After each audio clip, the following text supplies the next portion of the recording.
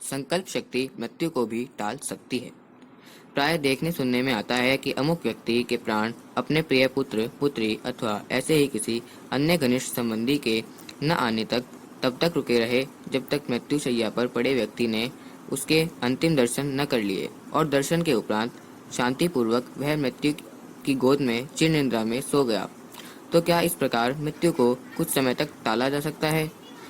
मनोवैज्ञानिकों के अनुसार उत्तर होगा हाँ, ऐसा संभव है। यदा कदा मरणासन्न व्यक्तियों के मामले में यही बात देखने को मिलती है। ऐसा क्यों व कैसे होता है?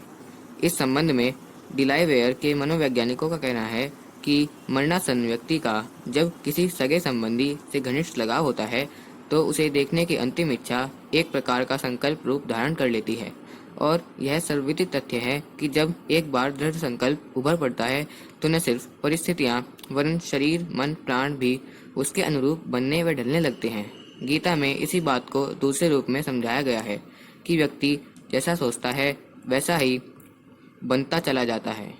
यहाँ भी आशय यही है कि व्यक्ति का सतत एक दिशा में किया गया चिंतन इतना प्रबल व शक्तिशाली बन जाता है कि वह उसके अवचेतन मन की गहराइयों तक उतर जाता है और अपना काम करने लगता है एवं व्यक्ति को उसी चिंतन चेतना के ढांचे में डालना प्रारंभ कर देता है। जैसा उसका प्रकारांतर से यह भी मनोवैज्ञानिकों की उसी अवधारणा को परिपुष्ट करता है कि संकल्प के अनुसार मन प्राण शरीर भी प्रभावित होते हैं। संकल्प जैसा हुआ प्रभाव भी वैसा ही उत्पन्न करता है। रामकृष्ण परमहंस के बारे में कहा जाता है कि जब वह दक्षिणेश्वर में रहकर हनुमान जी की साधना कर रहे थे तो उस दौरान उनके हाव भाव और आदत बंदरों की भांति हो गए थे। वैसे ही उछलकर पेड़ों पर चढ़ जा बैठते थे जैसे बंदर। बाद में जब ये राधा भाव में रहने लगे तो उनके विचार व्यवहार तो प्रत्यक्षतः महिलाओं जैसे ही हो गए थे। शारीरिक संरचना में भी अनेक स्त्रैण लक्षण उभर आए थे। इस प्रकार जब यह प्रमाणित हो चुका कि विचारों का मनुष्य पर बड़ा असर पड़ता है और हमें प्रभावित किए बिना नहीं रहता तो मनोवैज्ञानिक इस दशा में शोधरत हुए कि ऐसे संकल्पों द्वारा मृत्यु को भी कुछ समय तक टाला जा सकता है क्या? अनुसंधान के दौरान उत्तर सर्वथा सकारात्मक प्राप्त हुआ। शोधकर्मी कल का इस संबंध में कहना है कि व्यक्ति यदि किसी कार्य के प्रति अत्यंत गंभीर उत्साही और उसे पूरा कर डालने के लिए प्रति प्रबल आकांक्षा रखता हो तो आसन मृत्यु को भी तब तक टाला जा सकता है जब तक कार्य पूरा न हो जाए। पर दूसरी ओर वे यह भी कहते हैं कि यह सब आडंबर स्तर का नहीं होना चाहिए वरन मरने वाले की यही तीव्र अभिप्सा होनी चाहिए, तभी वह क्रियान्वित हो सकेगी, अन्यथा उक्त भाव अपना परिणाम प्रस्तुत किए बिना ही रह जाएगा। अध्ययन के दौरान इस बात की पुष्टि भी हो गई।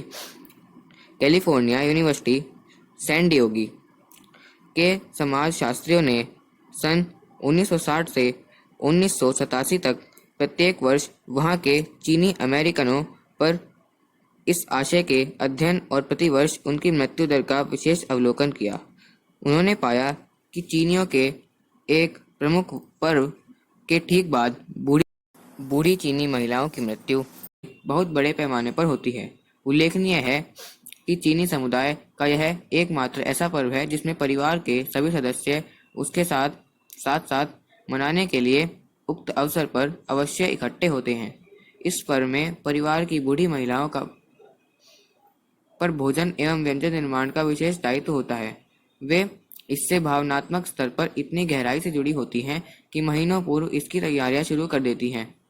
अखंड ज्योति पर्व के दिन अत्यंत खुश नजर आती हैं, पर इसके उपरांत एक सप्ताह के अंदर अंदर ऐसी वृद्ध महिलाओं का बड़े स्तर पर शरीरांत होते देखा जाता है। इस संबंध में अध्ययन दल का कहना है कि इस दौरान परिवार के सभी सदस्यों के देखने की इच्छा और सौंपा गया विशेष दायित्व वृद्धाओं के अवचेतन मन में इतना गहरा उतर जाता है कि वह एक तीव्र स्वसंकेत का काम करता है और यहाँ तक उनके प्राणों को भी शरीर त्यागने से रोके रखता है। पर्व के उपरांत जब उनकी यह पूरी हो जाती हैं एवं कोई आकांक्षा शेष नहीं रह जाती तो फिर मृत्यु उन्हें अपनी गोद में सुला लेती है। ध्यातव्य है कि उत्सव के पश्चात प्रति वर्ष बड़े पैमाने पर मृत्यु सिर्फ वृद्ध चीनी महिलाओं की ही होती देखी जाती है। वृद्ध चीनी पुरुष अथवा गैर चीनी महिलाओं के साथ ऐसी अप्रत्याशित बात का अध्ययन के दौरान नहीं देखी जाती। इस बारे में अनुसंधानकर्ताओं का कहना है कि चूंकि पुरुषों एवं गैर चीनी महिलाओं का उत्सव से भावनात्मक संबंध नहीं होता, इसलिए उनकी मृत्यु भी उसके लिए रुकी नहीं रहती और पूरे वर्ष स्वाभाविक ढंग से समय समय पर होती रहती है।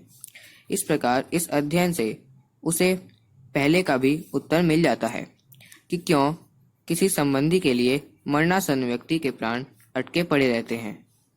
इससे यह भी सुनिश्चित हो गया कि जीवन में यदि कोई महत्वपूर्ण व आवश्यक कार्य शेष रह गए और कर्ता उसके प्रति सूक्ष्म स्तर का गहन तादात्म्य हो तो उसे पूरा होने तक मृत्यु को भी टाला जा सकता है।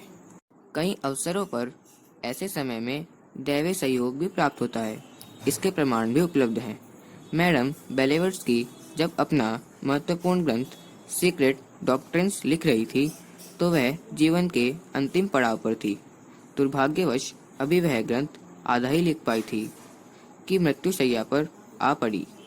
साथ रहने वाली देवात्माओं ने संदेश दिया कि मृत्यु सुनिश्चित है, किंतु साथ में आश्वासन यह भी दिया कि घबराए नहीं, आप साहित्य सदन जैसे पुण्य कार्य में संलग्न हैं, अतः हम आपका पूरा सहयोग करेंगे।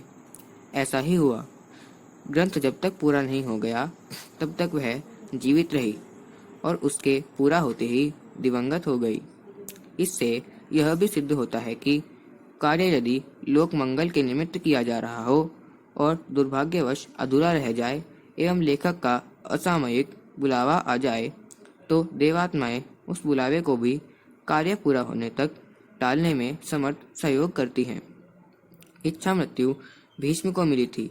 हर किसी को यह वरदान अपनी इच्छा शक्ति के आधार पर मिल सकता है।